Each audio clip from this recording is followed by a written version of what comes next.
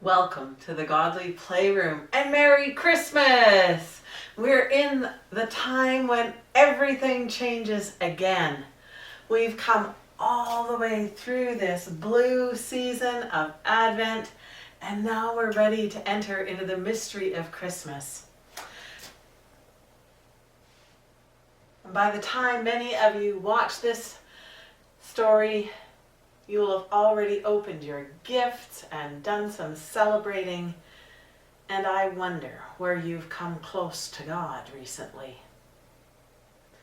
My name is Ruth Lummox, and it is my delight to be in ministry on behalf of First United Church and to be sharing another Godly Play story from our Godly Playroom.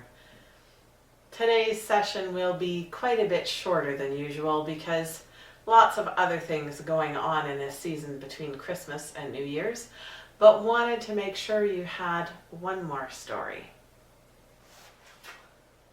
So you'll see also over on our underlay here that we've moved into the time of the color white, that time of celebration as we enter into the mystery of Christmas. So I'll invite you to take a deep breath, to be mindful of God's presence. You might even start with gratitude for some of the gifts you've received or some of the gifts you've noticed. I've been noticing lately just how good it is to have a warm home, to have enough to eat, to be rested, to be healthy. And the gift of time to connect with family and friends, time to enjoy a few Christmas goodies, time to walk in the starlight and the moonlight and watch the sun rise or the sun set, and know that I am part of such a bigger story of mystery and love that continues to unfold. I'll invite you to do whatever you need to do to be ready to enter into today's story. Sometimes it's to take a few deep breaths. Sometimes it's to be still or curl up with our favorite blanket with good company. Sometimes we light a candle and we remember the one whose coming we celebrate, who is the mystery of love. And how there was once someone so amazing who did such wonderful things and said such amazing things, people began to follow him. And the more they followed him, the more they wondered who he was. And so one time they just had to ask, "Who are you?" And one time, when they asked him that question, he said, "I am the light."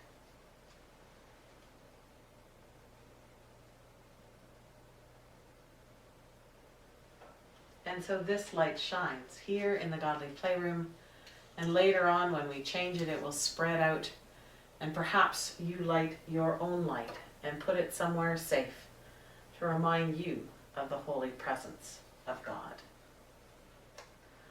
I'm going to move the camera a little bit closer, and so I'll see you again in a minute. So here we are, and I'm hoping that you can see a little bit of the Holy Family that figures so prominently in this time of year. I wonder if you have a Holy Family. I wonder who all is in it.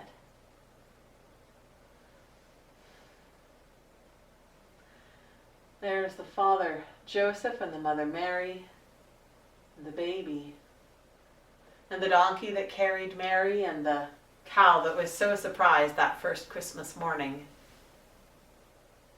And there are the shepherds and sheep and an angel who sang about good news and peace on earth.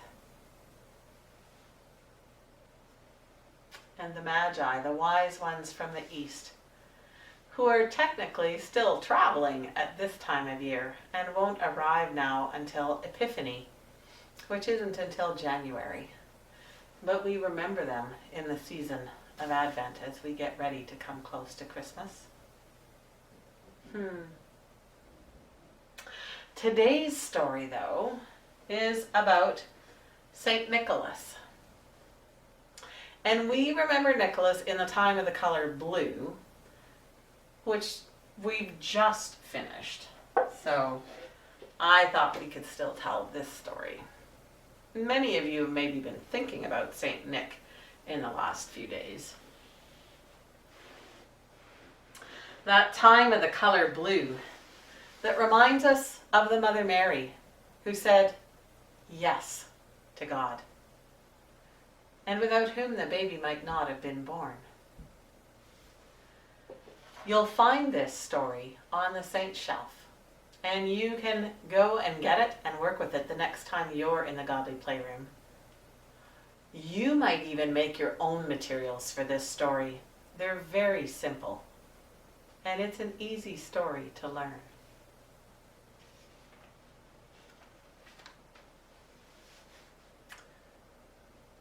So let's find out why we remember Nicholas. There was once a young child whose father and mother died when he was very young. And that is sad. His name was Nicholas. And Nicholas had always wanted to give a gift to the Christ child. But the Christ child had lived and died long before little Nicholas was born. Still, he wondered if the Christ child might live in all children.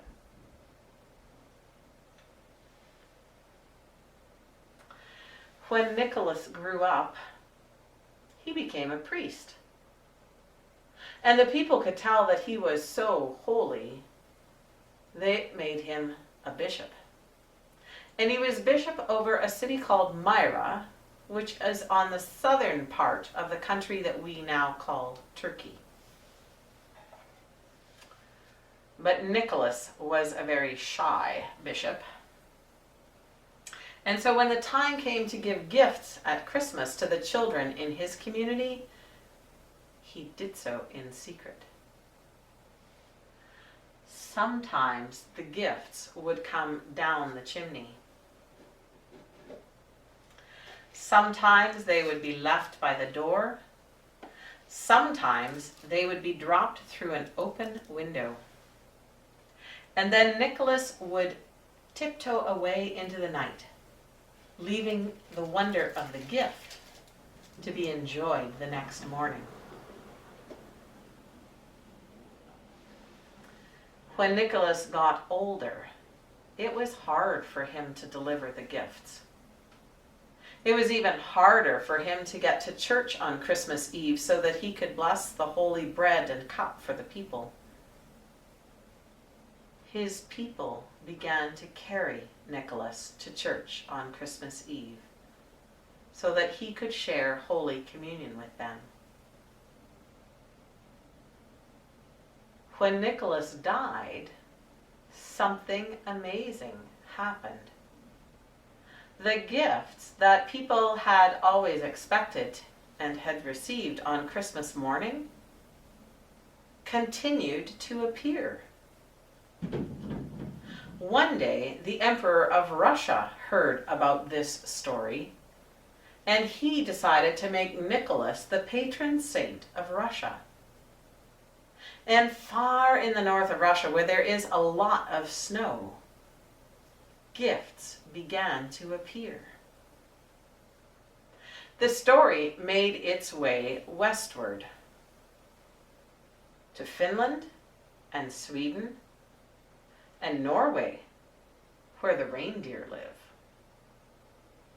Eventually, the story even found its way to Holland. And when Dutch people came to Canada, they brought the story with them. And gifts began to appear here too, just as they do today. And all of this started with the poor Bishop of Myra, who believed the Christ child lived in every child. And so we remember Nicholas, who gave gifts for God.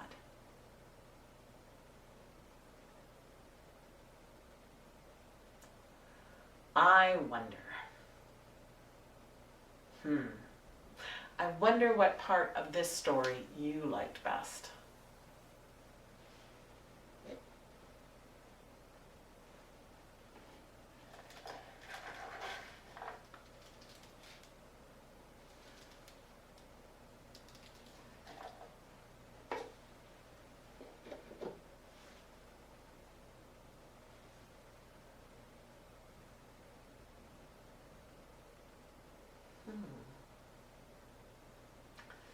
I wonder what the most important part of this story is.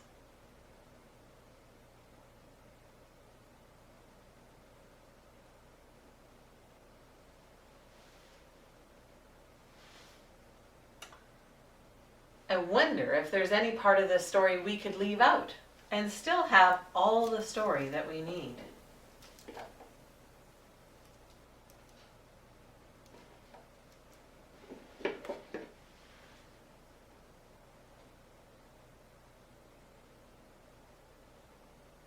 I wonder what part of this story is especially for you today, or where you are in this story.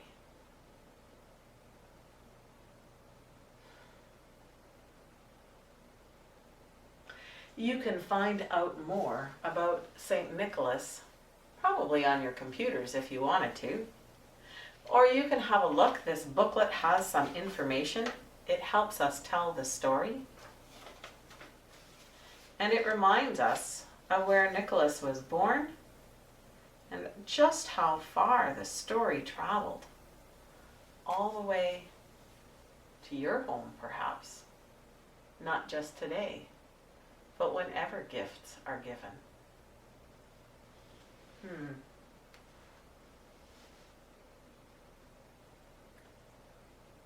I wonder what's one of the best gifts you've received recently.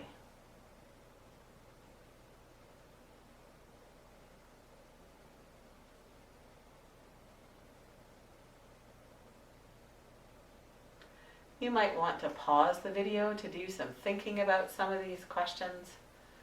You might like to get out some paper and crayons or markers and a pencil and do some writing or drawing, or maybe even some cutting and pasting as you think about this story. I wonder how you like to give gifts.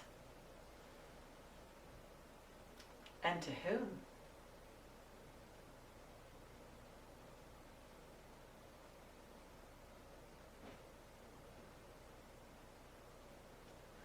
I wonder how we might carry one another when things are difficult.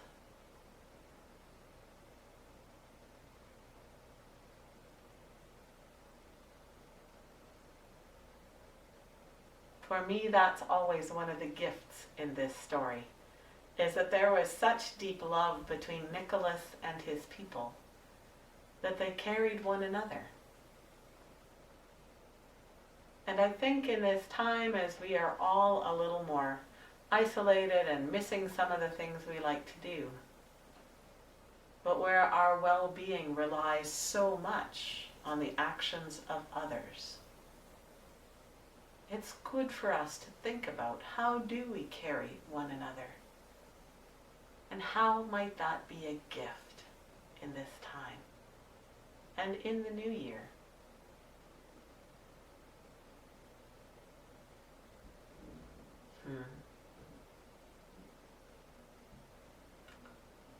I wonder if you've noticed the Christ child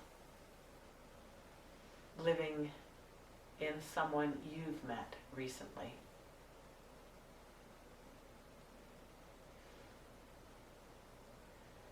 It's not always easy to see Christ in one another. People can be so annoying and rude. Probably even I get grumpy from time to time. At least my family tells me I do.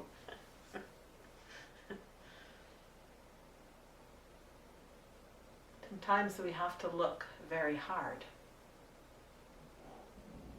But I also wonder if we believed the Christ child lived in every child of God, in each of us, if that might change how we treat one another. I'd like to think it would, for the better. Maybe we even might be a little more gentle with each other, or excited to see one another, or more understanding in those grumpy times or those sad times.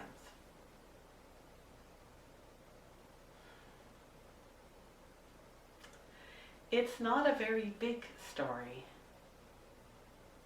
but there are so many gifts in it.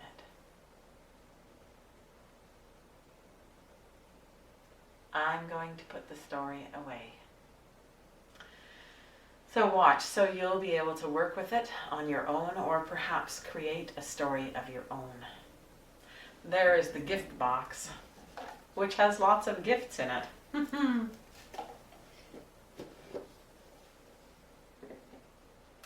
And the bishop's hat, which you can find a pattern online to figure out how to fold one of your own. And the Christ child that Nicholas believed lived in everyone.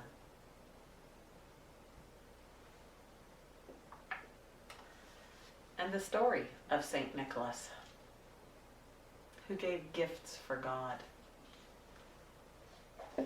and whom we remember in the time of the color blue, that season of Advent.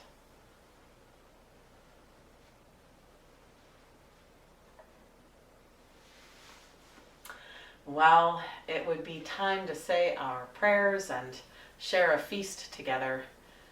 But if your household is perhaps like mine, there's been a little too many cookies and turkey and other things to eat. So we'll simply say our prayers and change the light. I invite you to take a deep breath.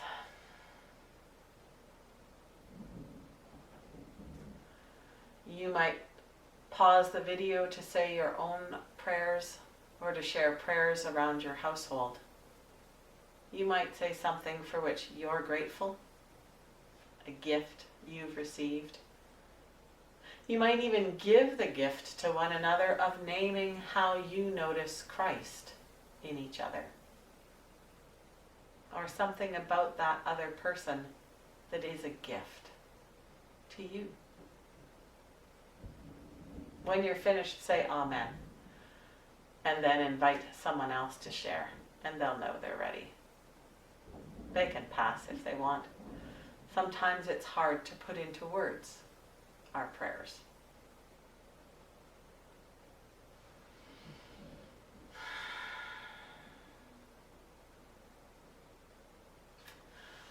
Holy Mystery, thank you so much for the time that we have together, for the stories that are gifts to us across the ages, that remind us how much we are loved and call us to share your love with others. Thank you for the gift of the Christ child, for your presence in our midst. Help us to honor and notice your presence in all whom we meet. And especially pray for people who are struggling at this time of year. Maybe it's their first Christmas without somebody they love. Maybe it's their first Christmas on their own. They can't go and visit family that they're used to visiting. Maybe they're in hospital and their family can't come and visit them. Or maybe they don't have a home into which they could welcome others. For so many people, God's presence is a prayer only. Help us to make it more visible, the love and the hope and the care in the gifts we share and the gifts we are to this world. Amen.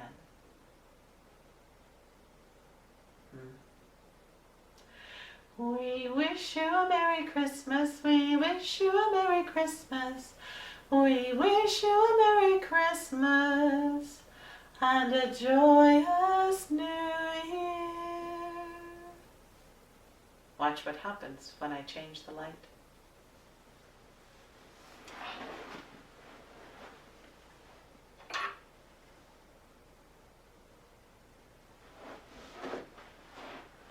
So right now the light is just in this one place. But when we change it, it spreads out to fill this room, and it will find its way to wherever you are. So watch. Not quite yet. Have you noticed how the days are getting a little more light each day? It seems so hard to notice at first, and then all of a sudden it's like, oh, it's light already. Or, oh, it's still light. Sometimes that change happens so gradually.